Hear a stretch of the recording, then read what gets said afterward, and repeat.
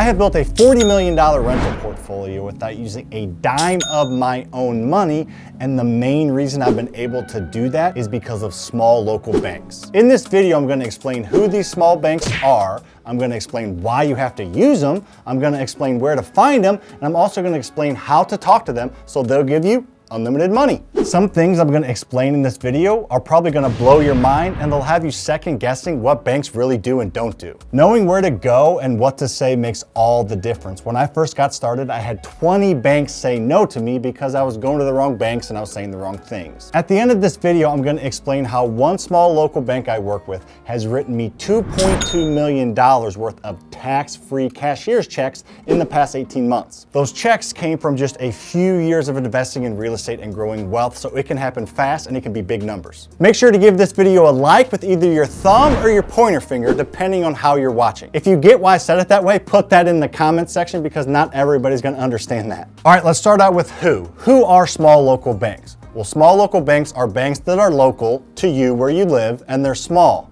Get it? Small local banks are not your big box chains. They're not your Bank of America. They're not your Commerce banks. They're these small local banks. They're First State Bank of X, or Bank of this county, or First State Community Bank. Those types of sized banks. They usually have 3 to 10 branches. They're in big cities, they're in small cities, they're everywhere in between. These are the banks you're going to have to use if you want to invest in real estate and if you want to create wealth for all the reasons I'm getting ready to tell you. When you buy rental properties, whether you're putting 20% down in cash or you're utilizing the BRRRR method, you need to have a long-term funding source. You either don't have unlimited money to buy the property all cash, or most of you don't, or you're buying a distressed property that needs repairs and you're using expensive money to do that, private money and hard money. If you want an explanation of what hard money and private money is, check out this video above or go there after this video is over. So in order for a property to positively cash flow and for the rent to cover all expenses, including the mortgage, you need to get a mortgage that allows your mortgage payment to be as small as possible, and that's where these small banks come in. They will do loans for you for 25, sometimes even 30 years, very similar to your residential loans. They will also do them for much cheaper rates than private money and hard money lenders. So if you're putting 20% down on a rental property, you need a bank to very inexpensively finance that other 80%. And if you're doing a cash out refinance with the BRRRR method, you need a bank that's willing to do a cash out refinance for up to 80% and that's willing to do that at very low terms. These banks are made for this. So let me explain why these big box banks or these big chain banks do not work. So Bank of America, Commerce Bank, Wells Fargo, all these big banks, they have a lot of customers, and a lot of those customers put most, if not all, their money in their checking and savings account. So they're making money on fees and lending that money out to other people. Then they also do mortgages, but it's the residential type. They're going to do a 30-year fixed mortgage, which is what you think of when you think of a mortgage on a house. However, they don't keep those notes in-house. You'll understand what that means here in a second when I explain the small local banks, but these big banks, they take your mortgage and they sell it on the secondary market to Fannie Mae or Freddie Mac. You may or may not have heard of them, but those are government-backed institutions that take on the debt from the bank. So these big banks will underwrite a loan for you on your personal house, and they're gonna make you jump through all these hoops and all this red tape and all these regulations. You're gonna have to give them a ton of information. They're gonna scrutinize every little bit of you. They're gonna scrutinize the property.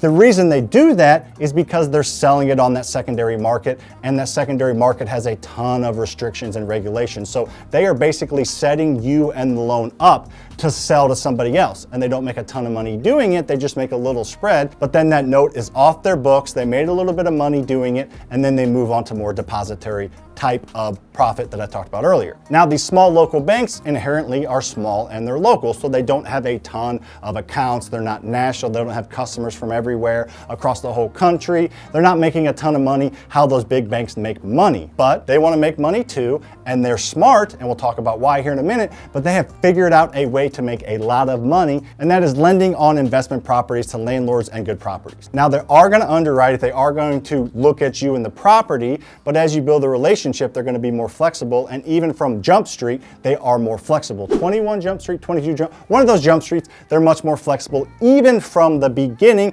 because they don't have to have all that government regulations to sell in the secondary market. They keep the notes in-house, and then they borrow money from the government, and then they lend it to you, and they make a little bit of spread every every single month. They don't make a killing each month, but over time it adds up. So that's why they're portfolio lending banks, you maybe hear them called, because they are lending money to you to grow your rental portfolio. They keep the notes in-house, they keep the mortgages in-house, meaning they keep the debt on their books, they don't send it off to the secondary market, and then they make a little bit of money over the long term by doing those over and over and over. They are usually owned and ran by super smart businesswomen or super smart businessmen that have seen this gap in the market. They know that the BRRRR method is out there, that financing rental properties is out there. It's a great way to create wealth. I don't think anybody denies that real estate's the best way to create wealth ever. So they see that, and they see that there is a place for them to lend and make it easier on the person that's wanting to borrow money and buy rental properties. Rather than jump through all those hoops, hey, come to my bank, let's build a relationship, let's work through these good assets, let's make sure you know what you're doing, you know how to buy good properties, you know how to manage them properly and manage the tenants.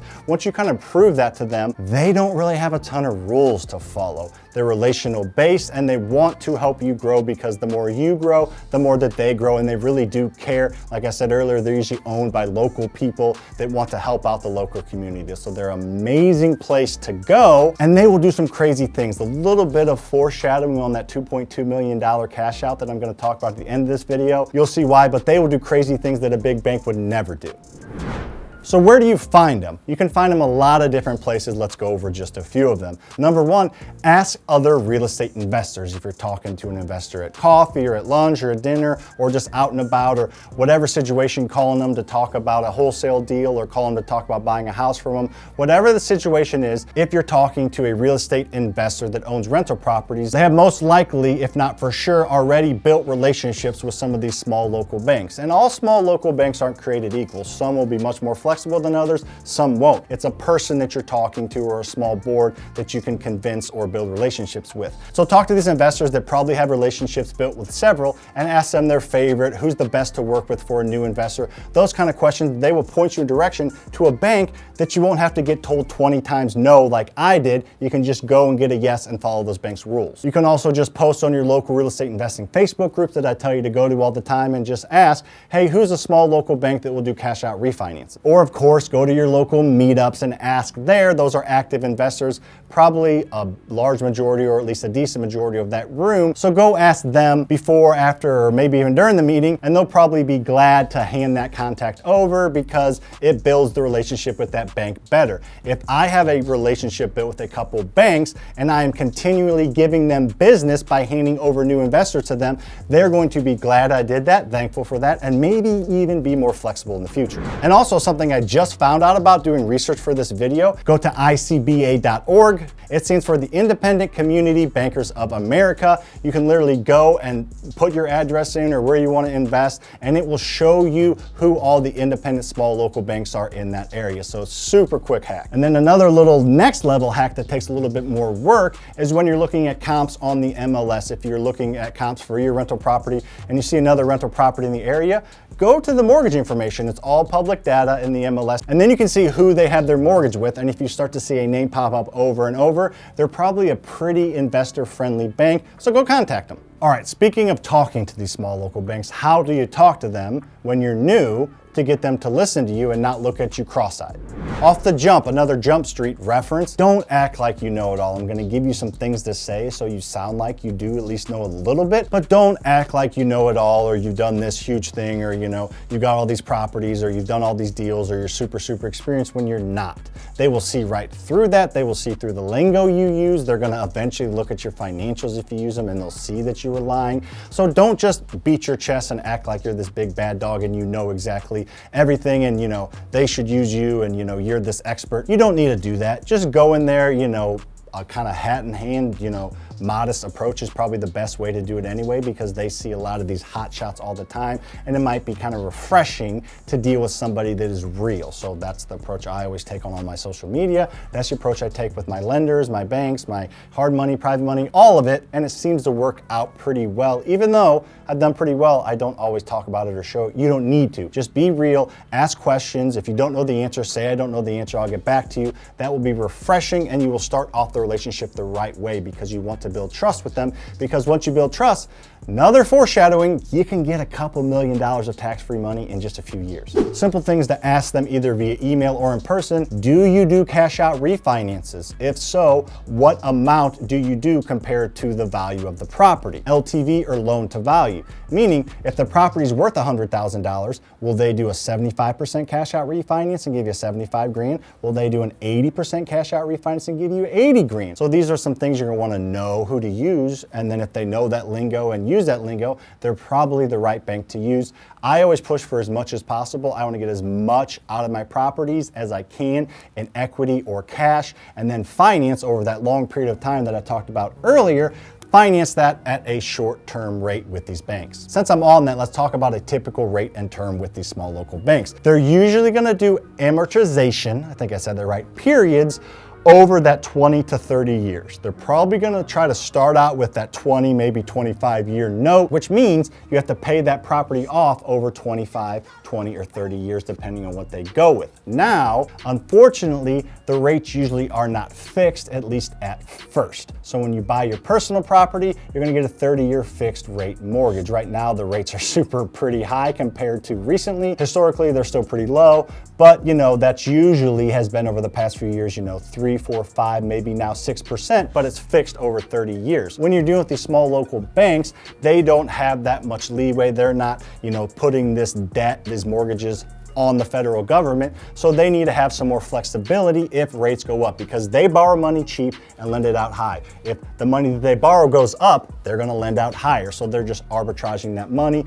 So there's usually 3 to 5 year ARMs or adjustable rate mortgages. I'm sure you've heard about '08, but the crash of 2008 with the real estate market, those were adjustable rate mortgages giving to people that could not afford the houses that were not investment properties. These small local banks are gonna qualify you, they're gonna qualify the property, and they know that the property produces income. It's not a personal residence. So they're usually gonna be 3 to 5 year ARMs, meaning the property is gonna be amortized over, I didn't say it right, but that's fine, 20 to 25 years maybe, with a 5-year ARM. So you're gonna get that interest rate that they give you for 5 years, and then at 5 years, that interest rate's gonna go up or down depending on what the market's doing. Now at first, I got loans at 5.5%, 6%. But up until recently, I was getting them at 3.5%, 4%. So it can be in your favor to have that adjustable rate mortgage, or it could kind of maybe not be in your favor because rates will go up in 3 to 5 years, but just know there's a ton you can do. Rent goes up, you can get efficient with expenses, like you will still cash flow with a few more points added onto your mortgage. A 3% or a 4% or a 6 or 7%, you still should be able to cash flow doing this, as long as you're managing it properly and raising rents like you should. So don't get scared about the adjustable rate mortgage if you know what you're doing. Also, make sure to ask to speak to someone in the commercial lending division. If you're talking to someone in the residential division, they don't do cash out refinances. They don't like to lend on properties that aren't occupied by you that you're living in. Those residential arms of these small local banks, a lot of them will sell off to the secondary market, to Fannie Mae or Freddie Mac. But this commercial lending side, you hear the word commercial, you may think that just means big office buildings. It does not. It's just the type of loan that they offer, and they offer on single family rentals. So you're gonna wanna talk to the commercial lending division or someone in that area. I look at my small local banks as partners because I've built such a good relationship with them. Literally at our meetup that you should go to if you're in St. Louis, and if you're not, go to your local meetup. One of the sponsors is the owner of the bank, and his cell phone number is on the banner. So like I said, these are real people, and that bank has about $14 million worth of mortgages with me. So they can do a lot, but you have to look at them as partners and build that relationship over time. So what does that even mean, build a relationship over time? What are the benefits? Where'd you get $2.2 million, Sam? You goofball in the whatever color shirt with the collar and the sleeve being the This bank is incredible that we worked with, but the first one, we applied for it in January of 2020. And by March of 2020, what happened? You guys know the pandemic, everything, the whole world shut down, and we thought, crap, we did all this work, we spent all this time, spent all this money on appraisals, and we're not gonna be able to get our cash out refinance. Didn't matter, come April, they still went through with the deal because they are relational and they saw the bigger picture and their business, men and women that own it. So we got $880,000 of tax-free money during the beginning of COVID. Now let's explain how. With these small local banks, specifically one that I built the best relationship work that I referenced earlier that has done, $14 million worth of mortgages for Lucas and I, we did a cash out refinance with them on our whole portfolio. Over a 4 or 5 year period, we had built up a pretty sizable rental portfolio. A lot of the mortgages with this bank, but not all of them. We went to the bank and we had more numbers, more properties. They wanted our business. And we said, what if we take our entire rental portfolio and give it to you on one mortgage, and we pull cash out? If this bank will do an 80% cash out refinance, they will give you a loan for 80% of that value. Worth $1 million, they give me a loan for $800,000. The old loan, $600,000, they paid that off and I get to keep that $200,000 difference. Well, that's what we did with this cash out refinance. Now we did it twice. This first time, we gave them all our properties. We were able to get great terms. We got 30-year mortgages fixed for 10 years, which is crazy, which is great considering the market, you know, the rates are going up and probably gonna go down and up and down again, but we're fixed for 10 years. And we were able to increase cash flow because those better terms and better rates and longer terms, and pull out $880,000 of tax-free money. Now it's tax-free because it's debt and it's added on to the mortgage. So our mortgage went up a little bit, our mortgage amount, but the mortgage payment went down because we were able to take advantage of that lower interest rate locked in for long term, as well as take advantage of that longer amortization. Most of our mortgages were 20 to 25 years. We were going all the way up to 30. And we did it again about a year and a half later. We had grown our rental portfolio. The properties we had bought had gone up crazy in value, because you know how much properties have gone up in value the past few years. We bought some properties at some really good discounts. So we did another portfolio cash out refinance, and this time pulled out $1.4 million. So that's, we got $880,000, $1.4 million. So that's how we were able to get almost $2.3 million of tax-free money. Now, that money didn't all go in our pocket. We were paying off some lenders. We actually paid off some houses so we can have lines of credit against them. So we have paid off properties. We owed private lenders quite a bit of money. So we didn't pocket all that, but we did take a little bit home and have a ton of reserves. So dealing with these small local banks and getting a relationship built now, even before you bought properties, is paramount if your goal is to create financial freedom and grow a massive rental portfolio.